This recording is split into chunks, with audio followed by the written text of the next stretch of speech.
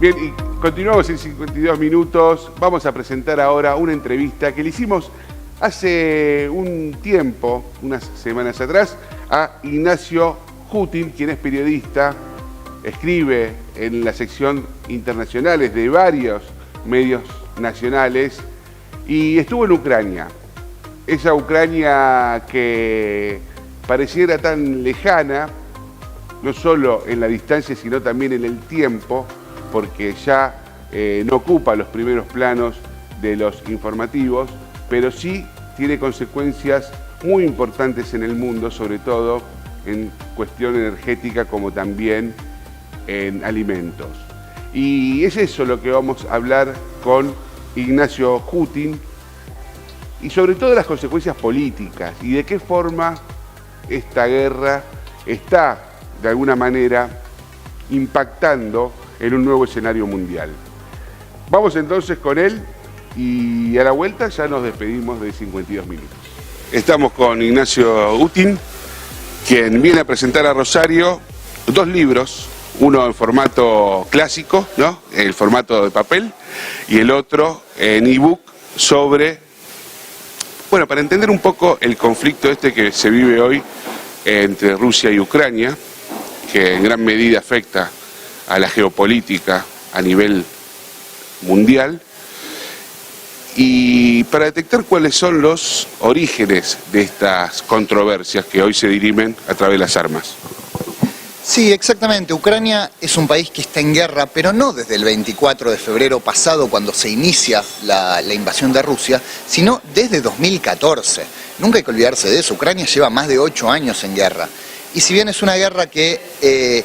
La guerra que inició en 2014 no es la misma que la que inició el 24 de febrero pasado, están muy íntimamente relacionadas. En principio porque aparecen los mismos actores, Rusia, Ucrania y dos repúblicas que se autoproclamaron independientes en el este de Ucrania, en la región conocida como el Donbass, la República Popular de Donetsk y la República Popular de Lugansk, que apenas 3 días antes de la invasión de Rusia, Putin, el presidente ruso, reconoció como países independientes. 3 días después teníamos una invasión. O sea que este proceso de independencia, que muy poco se ha hablado también, al menos desde Argentina ha llegado muy poca información, vos los pudiste visitar cuando este proceso estaba en carne viva. Sí, exactamente. A mí me parecía muy interesante ver cómo dos territorios que se autoproclaman independientes, que nadie reconoce, cómo sobreviven, cómo vive la gente ahí, porque además son territorios bloqueados económicamente, en donde no hay bancos internacionales, en donde no funcionan los cajeros automáticos, las tarjetas de crédito, y sin embargo tienen sus propias instituciones, su propio gobierno, sus propias elecciones, su propia universidad nacional, su propio banco nacional. ¿Cómo funciona eso? Y sobre todo, ¿cómo vive la gente ahí? ¿Cuánta gente realmente apoya esta causa y cuánta gente se queda porque no tiene otra opción, porque no es fácil irte de tu casa, de tu trabajo, dejar a tu familia? Por supuesto que no es fácil, aún si no apoyás esta autoproclamación de independencia.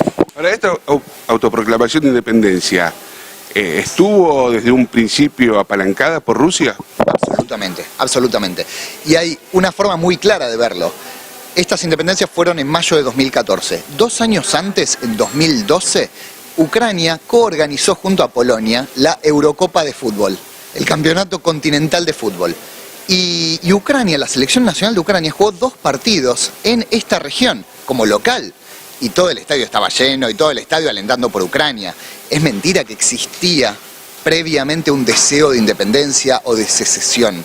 De hecho, hubo un pequeño intento, que fue un partido que se llamaba República de Donetsk, y tuvo muy poco apoyo. Eventualmente fue proscripto por fomentar la secesión, que es ilegal, pero nunca hubo apoyo al separatismo.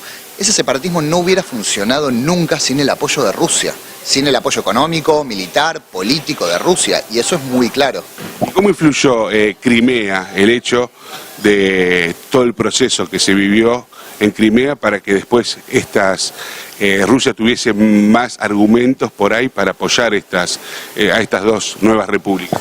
Bueno, el proceso de Crimea se da casi al mismo tiempo y en paralelo. Si bien son los mismos actores, son procesos distintos, porque Crimea era una república autónoma dentro de Ucrania. tenía autonomía a diferencia de todas las demás provincias. Y con esa autonomía como argumento se declara independiente. Pero se declara independiente después de que Rusia invade.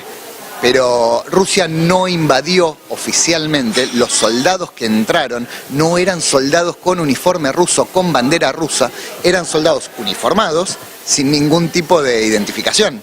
Eran los famosos hombrecitos de verde, así se los conoció a estos hombres armados rusos que tomaron la península de Crimea, que convocaron a un referéndum que no tuvo observadores internacionales, que no tuvo nada de democrático.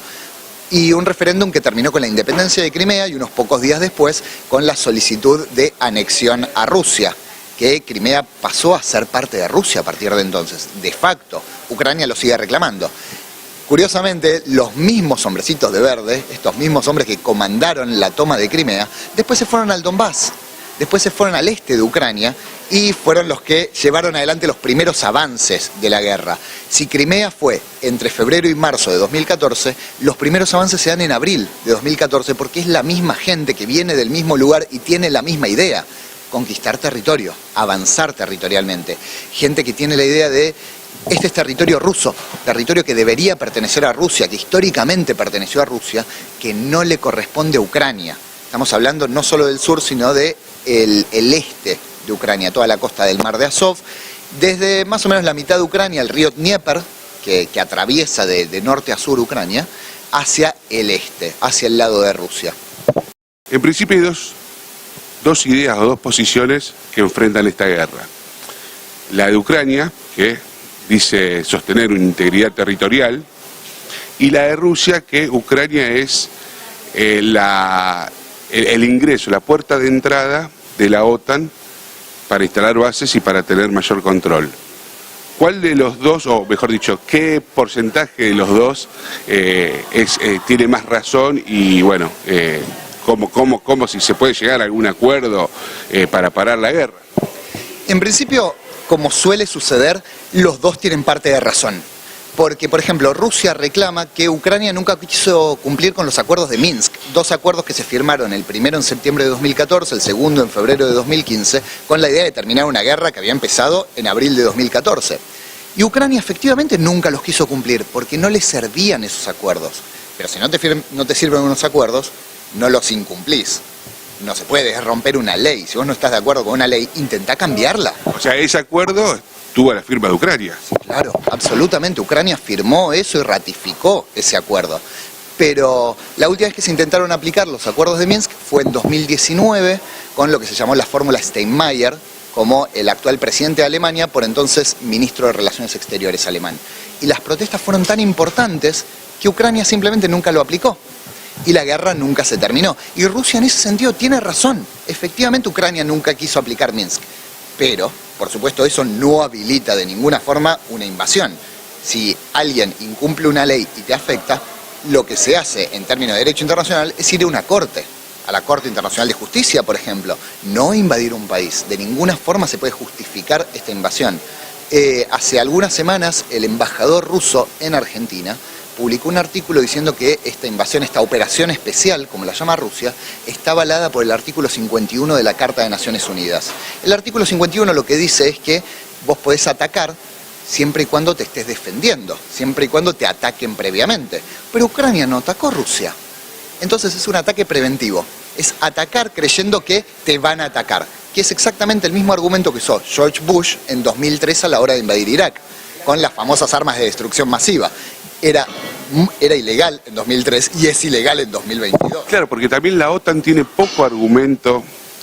No vamos a hablar de ética porque ya nos iríamos a otro plano, pero tiene poco argumento político e institucional para decir, bueno, a ver, paremos esto porque es algo totalmente por fuera del derecho internacional. La OTAN por ahora no se quiere involucrar. En principio porque más allá de que la OTAN es la principal alianza militar del mundo, Rusia tiene más de 6.000 ojivas nucleares. Tiene el mayor arsenal nuclear del mundo y una guerra abierta entre la OTAN y Rusia sería catastrófica para todo el planeta. Entonces nadie quiere esa posibilidad, yo quiero creer que no va a suceder.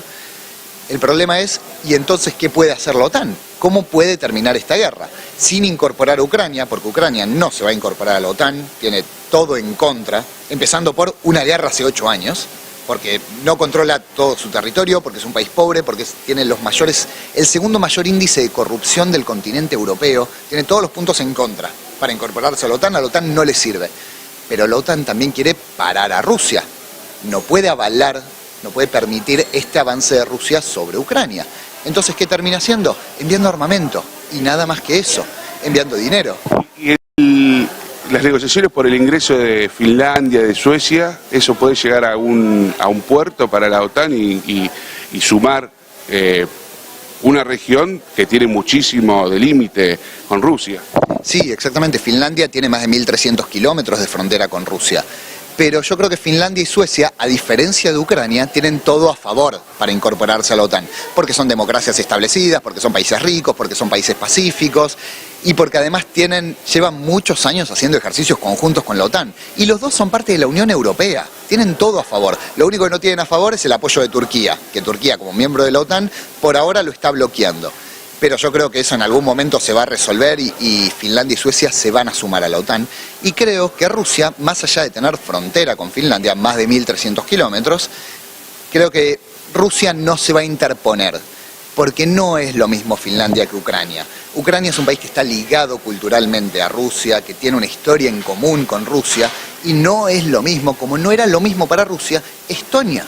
Estonia, Lituania y Letonia eran parte de la Unión Soviética, igual que Ucrania, y hoy por hoy son parte de la OTAN, son parte de la Unión Europea, y a Rusia no le molesta, por más de que tengan frontera con Rusia, porque no es lo mismo, no existe ese lazo cultural. Para Rusia, ver como Ucrania, un país que siempre perteneció a su órbita de influencia, siempre perteneció a su patio trasero, ver cómo ese país se le aleja, es un golpe muy duro al orgullo nacional ruso. La última. Vos hablas en tu libro de una renovada Guerra Fría. ¿Por qué traes esta categoría de la guerra entre, mejor dicho, de la situación del conflicto y de la tensión entre Occidente y parte de Oriente cuando el comunismo estaba en su esplendor? Ucrania es un territorio en disputa. Es un territorio en disputa entre una parte del país que mira hacia Rusia y una parte del país que mira hacia Occidente. Como decía antes, Rusia y la OTAN no se quieren enfrentar directamente, como pasó en la Guerra Fría. Entonces, ¿qué terminan haciendo? Haciendo una guerra por delegación, una guerra proxy. Se enfrentan indirectamente. Rusia apoya a los separatistas, rebeldes, insurgentes, terroristas o como se les quiera llamar, estos grupos del este de Ucrania que se autoproclamaron independientes, y Estados Unidos, la OTAN, apoya al Estado ucraniano. Los dos envían dinero, los dos envían armas, pero no se involucran directamente. Al menos así era hasta el 24 de febrero pasado, cuando Rusia se empezó a involucrar directamente, oficialmente, con soldados rusos, con insignias rusas, con identificación rusa. Pero aún así se sigue manteniendo esta lógica yo creo que de Guerra Fría, más allá de que la Guerra Fría enfrentaba no solo a dos actores, sino a dos sistemas políticos, a dos sistemas económicos, y tiene otra carga. Más allá de eso, creo que estamos en esa lógica de ver quién mira hacia Occidente, quién mira hacia Rusia, y en el medio aparecen otros actores, como China, como India, como Pakistán, por ejemplo. Pero esta idea de una guerra por delegación fue lo que existió de 2014 hasta el 24 de febrero, cuando cambió el escenario. Y de todas formas se sigue manteniendo esta disputa entre Oriente y Occidente de alguna forma. Es una suerte de viaje en el tiempo, y si a esto le sumamos que Rusia acusa a Ucrania de nazismo y que del lado separatista hay comunistas, tenemos una guerra fría y una suerte además de Segunda Guerra Mundial revivida. Es muy curioso eso, cómo se mezcla la actualidad con la Guerra Fría, con la Segunda Guerra Mundial, desde su simbología. Y de alguna forma también sus actores reviven en pleno siglo XXI, el año 2022. Bueno, dice que las segundas partes son malas. Esperemos que esta termine de la mejor manera posible. La verdad es que lo veo difícil. Yo creo que a esta altura la guerra está condenada al estancamiento. No creo que termine pronto.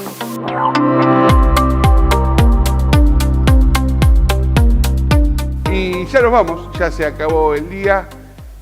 Les agradecemos mucho habernos acompañado una semana más. Les recordamos que Natalia Mejía Saldaña está de vacaciones, por lo tanto en un par de programas no la vamos a tener, la vamos a estrenar mucho. Mi nombre es Fabricio Navón, esto fue 52 minutos. Hasta la semana próxima.